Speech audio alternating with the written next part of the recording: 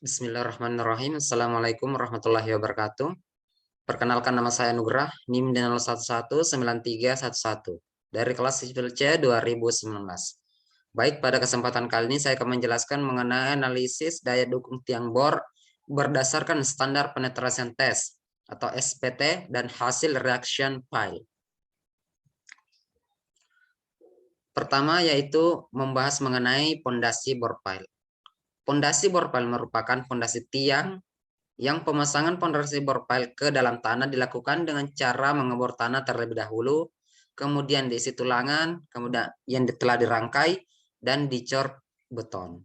Apabila tanah mengandung air, maka dibutuhkan pipa besi atau yang biasa disebut dengan temporary casing untuk menahan dinding lubang agar tidak terjadi kelongsoran. Dan pipa ini akan dikeluarkan pada waktu pengecoran beton, seperti yang terlihat pada gambar di bawah.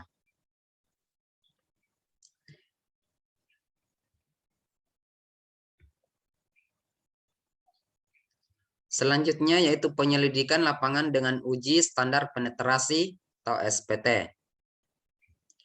Pada dasarnya,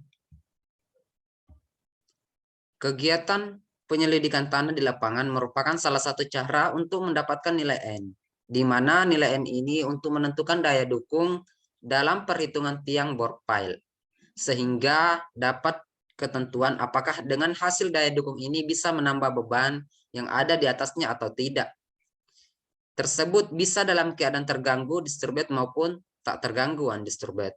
Kegiatan pengujian standar penetrasi SPT yang dilakukan bertujuan untuk menentukan daya dukung dengan kondisi terganggu atau disturbed.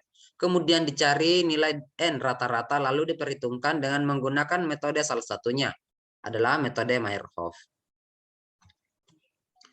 Yang selanjutnya adalah kegunaan standar penetrasi test atau SPT. Menurut Joseph E. Bowles 1991, penyelidikan tanah berupa standar penetrasian test memiliki beberapa kegunaan. Di antaranya, pertama menentukan kedalaman dan tebal masing-masing lapisan tanah.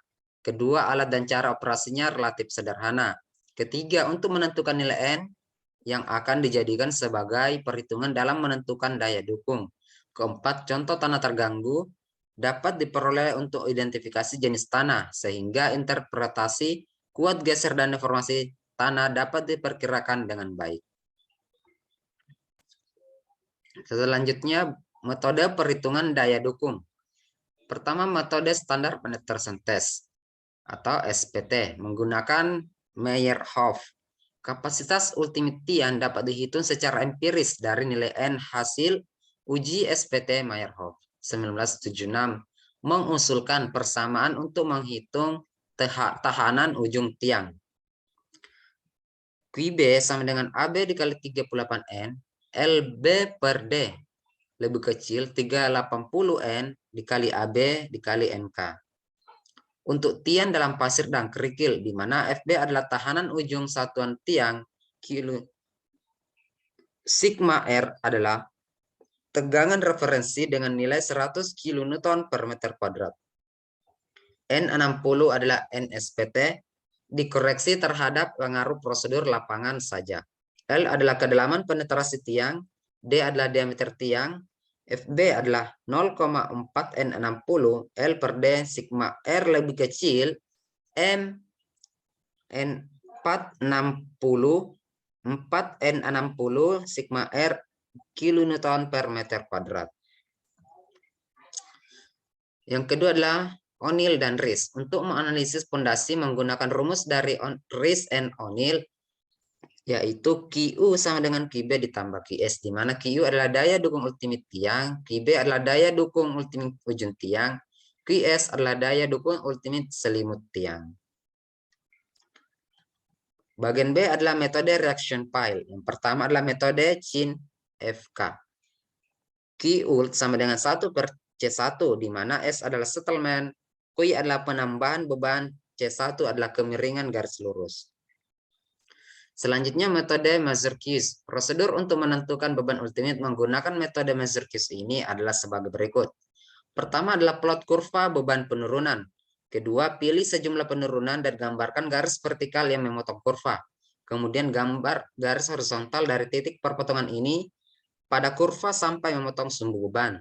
Dari potongan ini masing-masing kurva, gambar garis 45 derajat sampai memotong garis selanjutnya.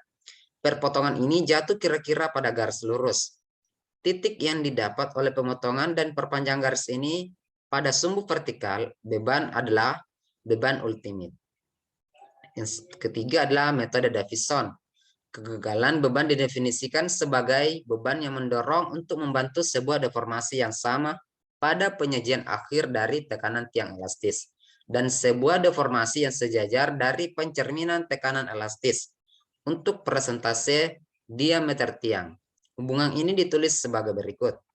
X sama dengan 0,15 ditambah D per 120, sedangkan SP adalah delta ditambah 0,15 ditambah D per 120.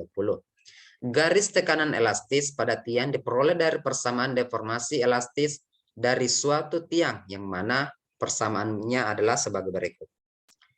Delta sama dengan Q dikali L, di mana SF adalah penurunan pada kondisi kegagalan. D adalah diameter tiang, Q adalah beban yang diterapkan, L adalah panjang tiang, E adalah modulus elastisitas dari tiang, A adalah luas dari tiang.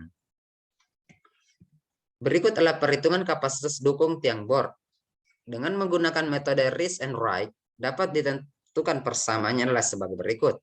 QU sama dengan QB ditambah QS dikurang WP, di mana FB adalah 2/3 dikali N TSF untuk N lebih kecil dari 60. FS1 sama dengan N per 34 dikali TSF untuk N lebih kecil dari 53.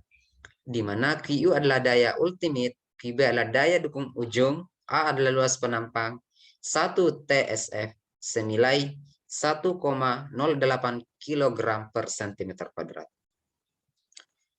Berikut adalah tabel kapasitas dukung tiang. Berdasarkan metode SPT, sesuai dengan yang terdapat pada tabel 2. Sedangkan metode reaction pile yang sesuai dengan yang terdapat pada tabel ketiga. Adapun kesimpulan yang dapat kita ambil dari materi ini adalah, pertama, kapasitas daya dukung izin tiang bor pile atau QA tunggal BP nomor 108 berdasarkan standar penetrasan tes atau SPT korelasi dari hasil data sondir dikorelasikan ke dalam NSPT sehingga memenuhi persyaratan keamanan tiang fondasi dengan QA sama lebih besar dari Q rencana, yakni sebesar 135,43 ton dengan kondisi fondasi aman. Sedangkan perhitungan dengan menggunakan metode Rees and Wright 136 ton di Jalan Bayangkara nomor 28 003/001 Kelurahan Sriwidari, Kecamatan Gunung Puyuh, Kota Sukabumi aman dengan menggunakan perhitungan metode Meyerhof. Yang kedua adalah hasil perhitungan kapasitas dukung tiang bor dari uji standar penetration test atau SPT tanah dan interpretasi reaction pile telah memenuhi persyaratan keamanan pondasi dengan beban rencana tiang 120 ton. Demikianlah apa yang dapat saya sampaikan. Lebih dan kurangnya mohon dimaafkan. Wabillahi taufiq wal hidayah. Wassalamualaikum warahmatullahi wabarakatuh.